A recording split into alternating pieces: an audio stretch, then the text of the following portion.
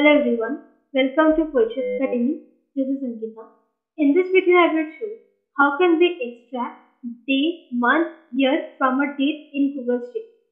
Here I have some dates and I want the respective date, month and year of this date. So to get the day, what I will do, I will use the function equal to day.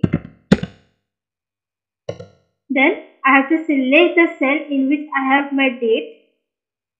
After that, I have to close the bracket and press enter. So here it extracts the day from the date. Next for month, I have to use the function equal to month. Again, I have to select the cell in which I have my date and press enter. Here it extracts a month from this date. And next for year, I will use the function equals to year. I have to select the cell in which I have my date and press enter.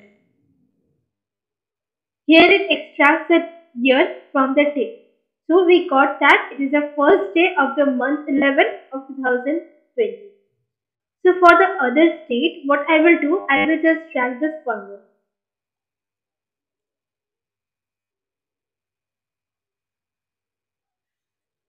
So here we get the day, month and year of all the dates which we. Thank you for watching this video. If you like it, please hit the like button and subscribe the channel for it. Thank you.